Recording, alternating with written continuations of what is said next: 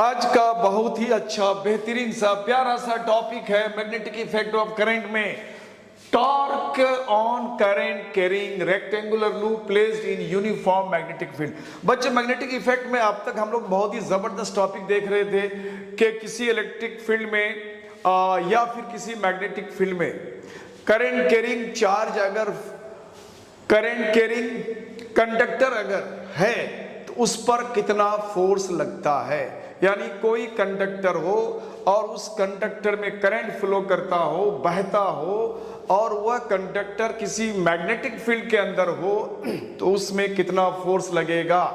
या किसी कंडक्टर में करंट फ्लो हो रहा है और उसके आजू बाजू में कोई दूसरा कंडक्टर है तो उस फ्लो करने वाले कंडक्टर के चारों तरफ उसके आजू बाजू में जो मैग्नेटिक फील्ड बनता है उससे दूसरे कंडक्टर जिसमें करंट फ्लो करता है उस पर वो कितना फोर्स, क्या असर डालता है। ये सारी बातें हम लोग वन बाय वन डिस्कस कर चुके हैं। आज हम लोग देखेंगे कि कोई एक मैग्नेटिक फील्ड है, यूनिफॉर्म मैग्नेटिक फील्ड, और उसमें कोई एक रेक्टेंगुलर कॉइल रखा हुआ है जिसमें करंट फ्लो कर रहा है, चाहे तो कॉइल है या फिर लूप है, रेक्टेंगुलर शेप का है, तो वो रोटेट करना चाहता होगा, घूमना चाहता होगा।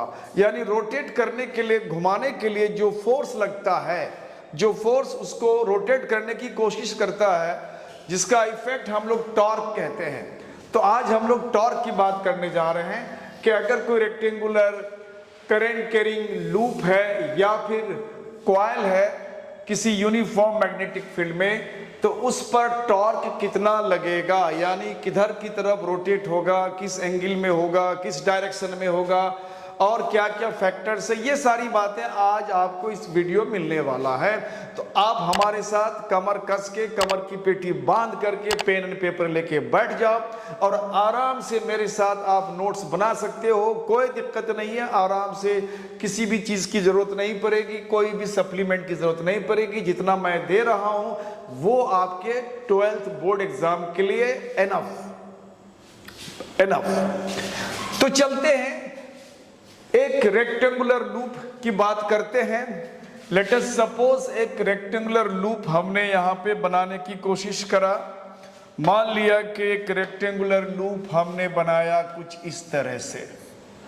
चलो थोड़ा बड़ा साइज का बनाते हैं। ये एक लूप बनाने की कोशिश करा हमने। This is a loop. चलो, और ये रेक्टेंगुलर शेप का है। अब बोलोगे रेक्टेंगुलर शेप तो ये होता है, this is a rectangular shape. तो एक रेक्टेंगल को हम इस तरह से, इस रेक्टेंगल को अगर ऐसे देखेंगे, इस साइड से देखेंगे तो हमें बिल्कुल रेक्टेंगल ही नजर आएगा। लेकिन इसी रेक्टेंगल को आप ऐसे साइड से देखोगे तो थोड़ा सा आपको बेंड नजर आएगा, लगेगा कि पैरेललोग्राम है, लेकिन है ये रेक्टेंगल। ये बिल्कुल रेक्टेंगल है, वो बिल्कुल इस बोर्ड के यानी इस प्लेन के बिल्कुल परपेंडिकुलर है, और हम लोग इधर से देख रहे हैं, और इधर से आप देखोगे तो बिल्कुल रेक्टेंगल ही नजर आएगा। चलो, तो बच्चों ये हमारा एक रेक्टेंगुलर हमने एक लूप ले लिया, और इस लूप के वर्टिसेस का कुछ नाम दे देते हैं, कुछ नाम दे देते हैं। नाम दे दिया इसका P, इसका नाम दिया Q, R, S, 4 कॉर्नर्स का नाम दे दिया। और ये लूप में करंट फ्लो करता है, या इस अगर बहुत सारे टर्न्स हो जाएगा तो वो कॉइल हो जाएगा। फर्ज किया कि करंट I फ्लो करता है, ये करंट I फ्लो करता है इस कॉइल में, इस लूप में करंट I फ्लो करता है। फ्लो का डायरेक्शन हमने दिखा दिया। अब इस कॉइल के साथ कुछ एंगल पर एक मैग्नेटिक फील्ड है, कुछ एंगल पर एक मैग्नेटिक फील्ड ले लिया हमने।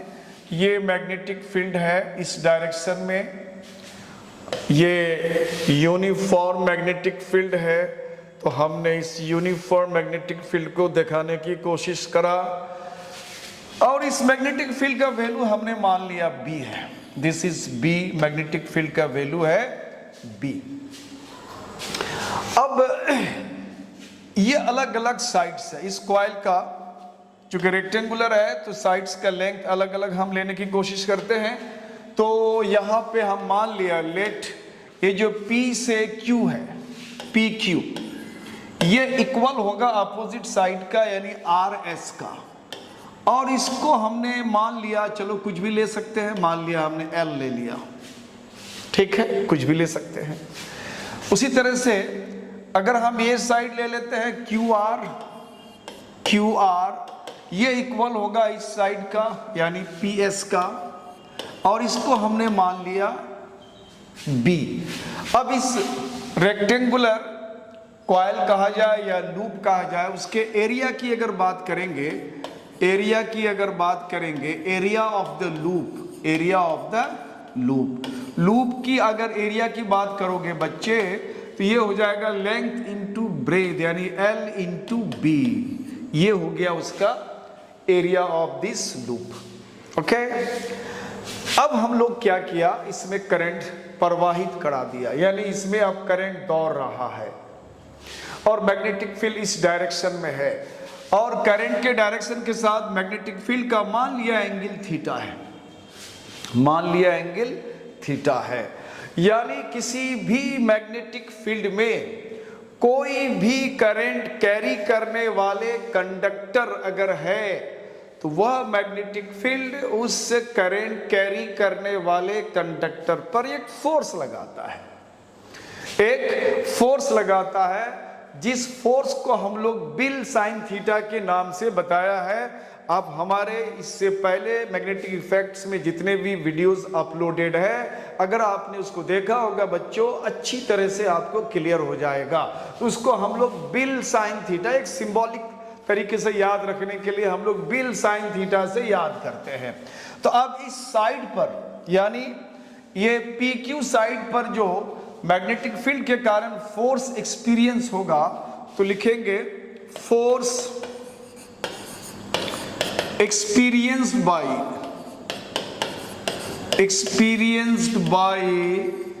PQ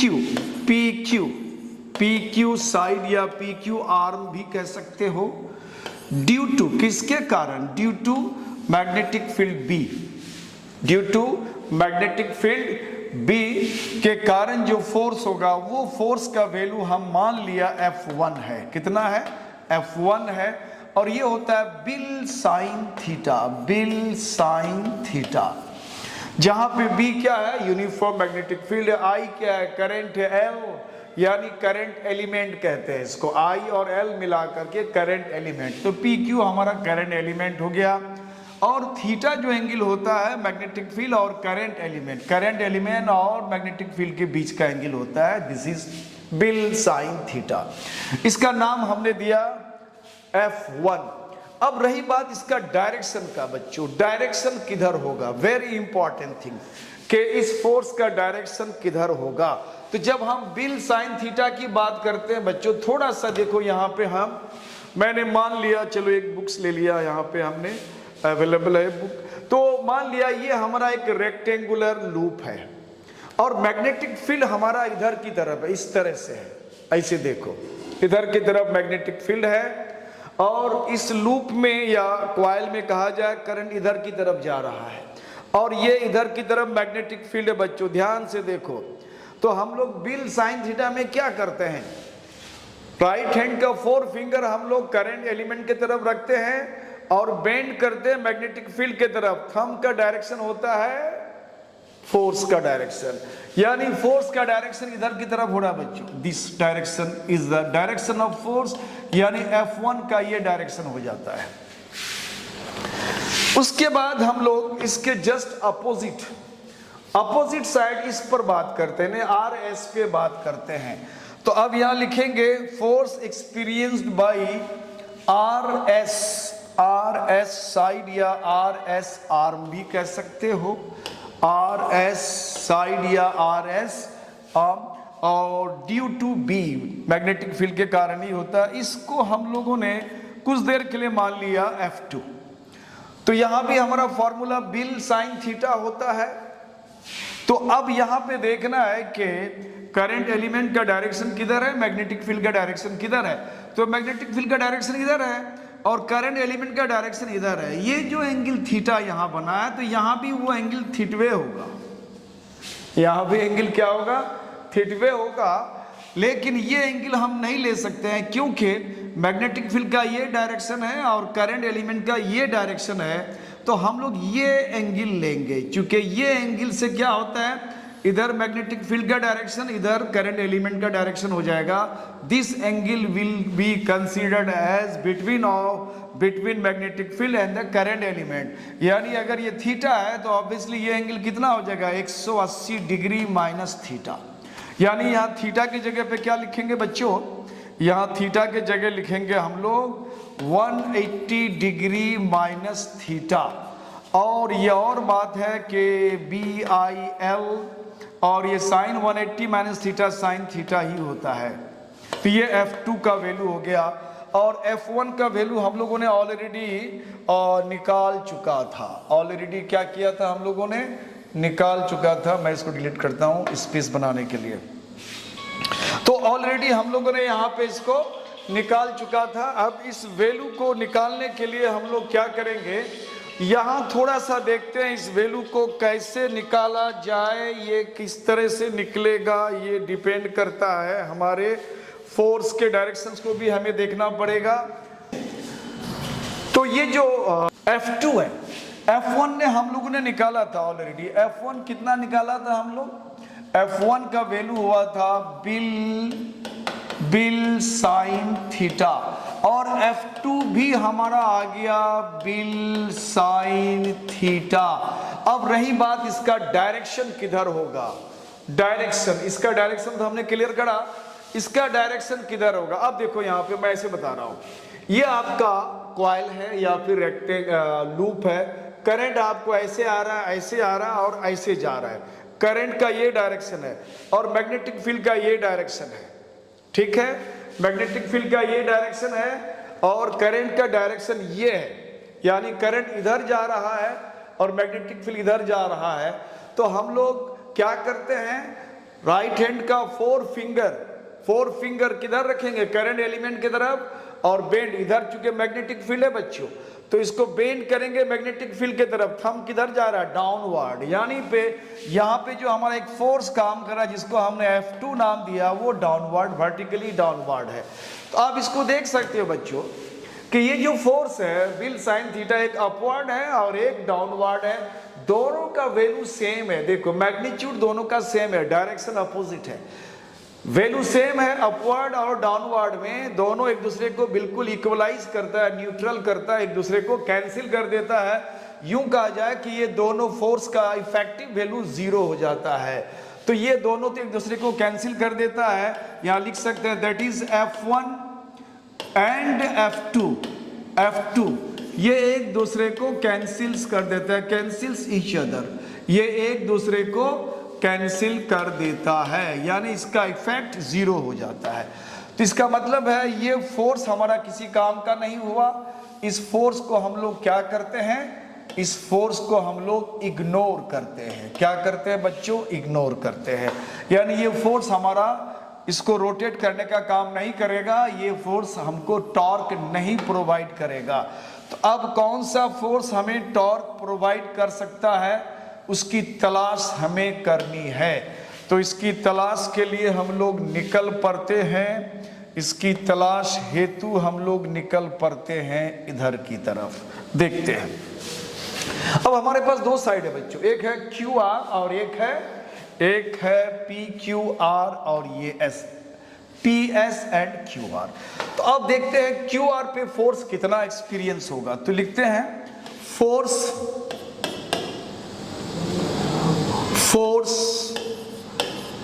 experienced by QR side या आर्म भी कह सकते हो। इसको हमने नाम दे दिया F3। क्या नाम दे दिया, F3। अब हमें देखना है कि यहाँ पे बिल साइन थीटा फॉर्मूला जो आता है हमारा, तो मैग्नेटिक फील्ड तो B है, करंट हर एक आर्म में तो वही I दौड़ रहा है, तो करंट तो हमारा I रहेगा। रही बात अब करंट एलिमेंट, जिसको हम लोग एल बोलते हैं, जनरली यहां बोलते हैं बिल साइन थीटा। तो यहां हमारा करंट एलिमेंट के शक्ल में ये साइड के लेंथ को हमने आई थिंक बी रखा है, इस साइड को हमने पी क्यू को हमने रखा है यहाँ पे एल, इसको भी एल कहा, इसको बी कहा है, इसको हम यहाँ पे मेंशन कर देता हूँ, नहीं तो कंफ्यूजन बरकरार रहेगा। This is L side and this is side B. तो और चूंकि ये अपोजिट इक्वल है, इसका अपोजिट ये भी इक्वल है, तो ये हो गया तुम्हारा एल के जगह बी आ जाएगा बच्चों, कोई बात नहीं, यहाँ हमने बी कर दिया। उसके बाद रहता है साइन थीटा। ये जो एंगल है मैग्नेटिक फील्ड और करंट एलिमेंट के बीच, मैग्नेटिक फील्ड और करंट एलिमेंट के बीच ऑब्वियसली यहाँ एंगल नजर आ रहा है, ये 90 का एंगल है, तो यहाँ पे साइन 90 हो जाएगा, साइन 90 डिग्री। अब साइन 90 डिग्री का वैल्यू 1 होता है, तो ये बी आई बी बीब हो जाएगा। अब रही बात इसका डायरेक्शन, डायरेक्शन किधर होगा? डायरेक्शन बहुत मैटर करता है बच्चों, डायरेक्शन का बहुत ज्यादा ख्याल रखना है। ये आपका कॉइल है, ऐसे करंट जा रहा है, देखो करंट ऐसे जा रहा है, नीचे जा रहा है, इसको हमने ऐसे पकड़ा है, मैग्नेटिक फील्ड इधर है। अब करंट का डायरेक्शन में हम क्या रखेंगे? करंट के डायरेक्शन में 4 फिंगर रखेंगे ऐसे, और बेंड होगा मैग्नेटिक फील्ड की तरफ। ये थंब किधर की तरफ इशारा करता है? आउटवर्ड, बाहर की तरफ। यानी इस साइड पर जो लगने वाला फोर्स है बच्चों, ये फोर्स का डायरेक्शन इधर की तरफ होगा, आउटवर्ड। यानी ये जो जिसका नाम हमने F3 दिया है, वो F3 इधर की तरफ इसको ले आ रहा है, बाहर की तरफ, इसका डायरेक्शन हो गया। तो डायरेक्शन को आप साथ साथ बैठाते चलो, तभी समझ में आएगा। अब आता है same force experience by, force experience by कौन सा साइड? PS side. किसके कारण? किसके कारण? ड्यू टू लिख सकते हो यहाँ पे, ड्यू टू किसके कारण? Due to magnetic field B, due to magnetic field B. इसको नाम दे देते हैं हम F4। तो फिर वही आएगा magnetic field, current element B ही लंबाई होगा, और यहाँ भी एंगल 90 का होगा बच्चों, 90 डिग्री, थीटा 90, साइन 90 यानी 1 हो जाएगा। तो ये 90 का वैल्यू यहाँ भी आ जा रहा है। अब ये देखो, ये जो वैल्यू है और ये जो वैल्यू है, दोनों का डायरेक्शन हमें चेक करना। ये F4 किधर की तरफ है? अब देखो, हमने कॉइल ऐसे पकड़ा है, करंट ऐसे जा रहा है, ऐसे जा रहा है, ऐसे जा रहा है, और ये करंट ऊपर जा रहा है, ऊपर। और मैग्नेटिक फील्ड किधर है? इधर। मैग्नेटिक फील्ड इधर है बच्चों, इधर ध्यान दो। और करंट का डायरेक्शन ये है, तो करंट के डायरेक्शन में हम 4 फिंगर रखेंगे, यहां ऐसे ले आएंगे, सो दैट कि उसको बेंड करेंगे तो मैग्नेटिक फील्ड की तरफ इशारा होना चाहिए। तो बेंड करेंगे मैग्नेटिक फील्ड की तरफ, ये थंब हमारा इनवर्ड जा रहा है, यानी इस आर्म पे जो फोर्स लग रहा है वो इनवर्ड लग रहा है, इधर की तरफ, यानी F4 का वैल्यू इधर काम कर रहा है। इसका मतलब ये दोनों फोर्स कहीं ना कहीं उस कॉइल को या उस लूप को रोटेट करने का काम करता है। ये F3 इसको इधर खींच रहा है और F4 उसको उधर खींच रहा है, यानी दोनों मिलके इसको ऐसे घुमाना चाहता है। ये इधर और ये उधर ले जाएगा, तो ऐसे रोटेट करने की कोशिश करेगा। यानी ये दोनों कपल ऑफ फोर्सेस इसको रोटेट करने की काम करेगा, और इस कपल ऑफ फोर्सेस का जो रोटेशनल इफेक्ट जो डाल रहा है उसको हम लोग यहाँ पे टॉर्क कहते हैं। तो अब ये दोनों मिलके टॉर्क का फॉर्मेशन करता है। अब ये कितना टॉर्क बनता है, इस टॉर्क के वैल्यू को हम लोग यहाँ पे निकालेंगे। कैसे निकालेंगे तो देखते हैं, उसको हम लोग कुछ इस तरह से निकालते हैं। अब लिखेंगे F3 F4 एंड F4, ये दोनों टॉर्क इफेक्ट देता है, प्रोवाइड्स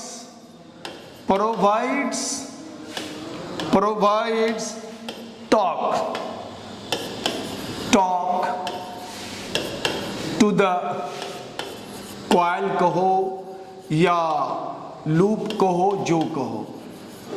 अगर एक टर्न है तो लूप हो जाएगा, मोर देन 1 टर्न है तो कॉइल हो जाएगा। तो ये उसको क्या करने का काम करता है, प्रोवाइड करता है, क्या देता है उसको, टॉर्क देता है, यानी उसको रोटेशन देने की कोशिश करता है, उसको रोटेशन देने की क्या करता है, ये कोशिश करता है। अब देखना है हमें ये रोटेशन इफेक्ट यानी टॉर्क कितना डालता है। तो अब हम लोग इसका टॉर्क की बात करते हैं। तो टॉर्क, जब हम टॉर्क की बात करते हैं तो टॉर्क होता है force multiplied force arm, force multiplied force arm, force arm. तो यहां फोर्स में हम लोग आइदर ऑफ द फोर्स लेते हैं, दो फोर्स जो कपल ऑफ फोर्स जो टॉर्क का काम करता है, उन दोनों में से किसी एक फोर्स का मैग्नीट्यूड लिया जाता है। और फोर्स आर्म का मतलब होता है दोनों कपल ऑफ फोर्सेस के बीच में जो परपेंडिकुलर डिस्टेंस है, उस डिस्टेंस को हम लोग फोर्स आर्म कहते हैं। तो इसको यहां समझने के लिए थोड़ा सा इस पी क्यू साइड को उठा के मैं यहां लेके आता हूं, ये ज्यादा क्लियर हो जाएगा। तो हमने पी क्यू साइड को यहां लाने की कोशिश करा है। ये हमारा ये पी क्यू साइड है, दिस इज पी क्यू। और मैग्नेटिक फील्ड का डायरेक्शन बच्चों कुछ इस तरह से है। मैग्नेटिक फील्ड का डायरेक्शन ये है, जिसको हम बी कहते हैं। ये एंगल हमारा थीटा है। करंट का ये डायरेक्शन है।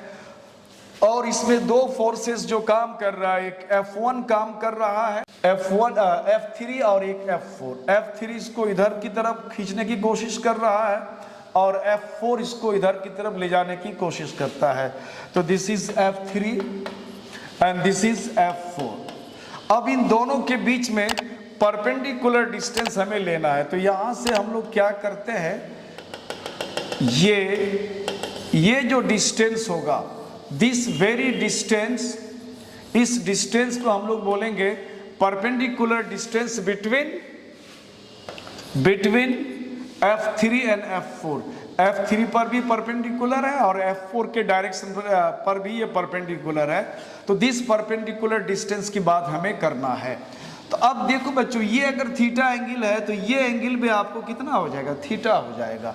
अब इस ट्रायंगल की अगर हम बात करेंगे, इस ट्रायंगल में कुछ नाम दे देते हैं पी क्यू, और यहाँ पे कुछ नाम दे दिया जाए, यहाँ पे एन कर दिया हमने। In triangle P Q N, इस ट्रायंगल में ये साइड हमें लेना है और ये साइड हमें पता है, ये साइड का लेंथ हमारा कितना है, एल है। तो ये साइड का लेंथ हमें एल पता है, ये पता करना है। तो यानी हाइपोटेन्यूज दिया हुआ है और बेस हमें पता करना है। तो कॉस लेते हैं, यहाँ पे कॉस थीटा अगर लेते हैं तो बेस यानी एन क्यू अपॉन हाइपोटेन्यूज, इसका वैल्यू डायरेक्ट बैठा देते हैं, एल होता है, यानी एन क्यू का वैल्यू हो गया यहाँ L cos theta, L cos theta.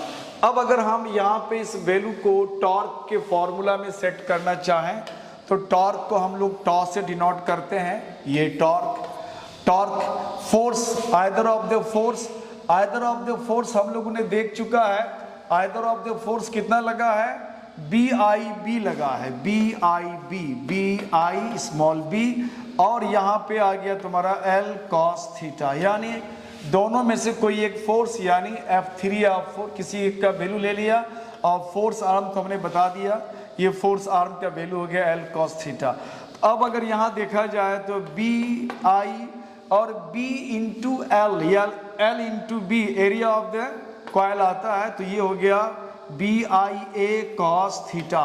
अगर यहाँ पे हम यूं कहें कि ये हमारा एक लूप नहीं है बल्कि बहुत सारे नंबर ऑफ लूप्स है, यानी बहुत सारे टर्न्स है, जिसको हम कॉइल कहते हैं। तो यहाँ लिखते हैं if number of turns, total number of turns अगर कैपिटल N ले लिया जाए तो टोटल टॉर्क जो होता है, टोटल ये टॉर्क ऑन द, ये हुआ टॉर्क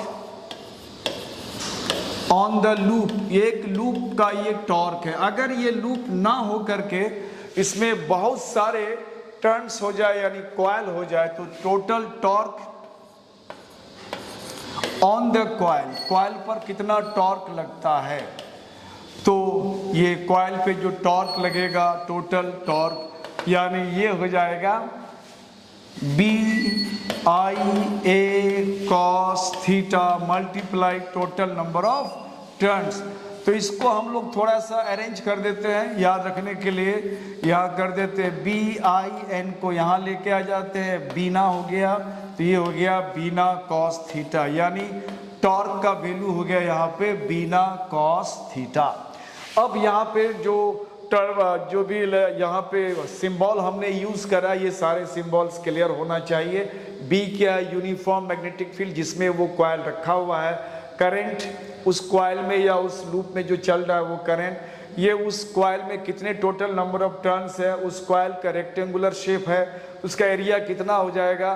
तो मैग्नेटिक फील्ड और करंट एलिमेंट के बीच का डायरेक्शंस के बीच, दोनों के डायरेक्शन के जो बीच एंगल है थीटा है वो। तो ये सारा फिगर, सारे जो यहाँ सिंबल दिया हुआ है, सारे सिंबल यहाँ पे क्लियर है। कभी कभी ऐसा होता है बच्चों, कभी कभी ऐसा होता है, इसको एनपी में बता देता हूँ। जैसे मान लिया हमने ये कॉइल लिया था, ये ठीक है, ये कॉइल लिया था और मैग्नेटिक फील्ड हमारा इधर की तरफ था और करंट इधर की तरफ फ्लो करता था। ये एंगल हमने थीटा लिया था।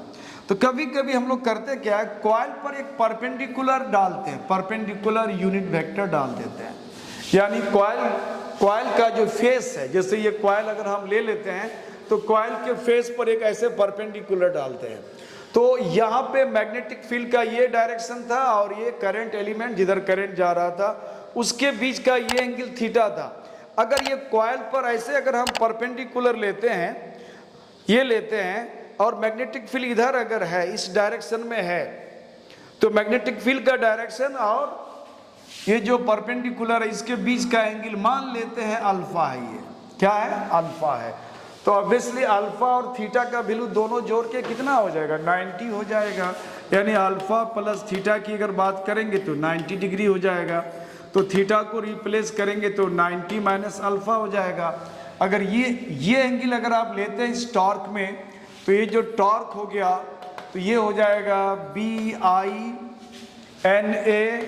बीना, और ये कॉस के बाद ये हो जाएगा थीटा, यानी 90 डिग्री माइनस अल्फा। तो ये हो जाएगा बीना कॉस 90 माइनस समथिंग, तो साइन समथिंग हो जाता है, नहीं साइन अल्फा हो जाएगा। ये टॉर्क का वैल्यू हो गया। तो आपको कंफ्यूजन नहीं होना है। कभी कभी टॉर्क के लिए हम लोग ये फॉर्मूला यूज करते हैं जो कॉइल पे लगता है, कभी कभी ये लेते हैं। तो ध्यान ये देना है कि अगर आपने साइन लिया है तो ये जो एंगल होगा साइन के साथ, कोई भी एंगल होगा साइन के साथ, वो एंगल किधर है? तो मैग्नेटिक फील्ड और कॉइल पर जो परपेंडिकुलर डाला गया उसके फेस पर, सरफेस में, उसके बीच का एंगल होगा। अगर हमारे फॉर्मूला में बाकी सब सेम रहेगा, कॉस अगर आ रहा है तो कॉस के केस में ये जो एंगल होगा वो एंगल मैग्नेटिक फील्ड और करंट एलिमेंट, यानी जिधर करंट फ्लो करता है उसके बीच का एंगल होगा। बस इतना ही का फर्क है। ओवरऑल दोनों फॉर्मूला एक तरह से कहा जाए सेम है। तो ये हो गया torque acting on current carrying rectangular coil या रेक्टेंगुलर लूप। तो इस तरह से आप हमारे साथ बने रहें और इस तरह से आप हमसे फायदा लेते रहें। हमें एनर्जाइज करने के लिए आपका सपोर्ट चाहिए। आप अगर सपोर्ट करते हो तो ज्यादा से ज्यादा कंटेंट आपको बेहतर तरीके से आपको प्रोवाइड किया जा सकता है। Thank you for watching my channel. Keep it up.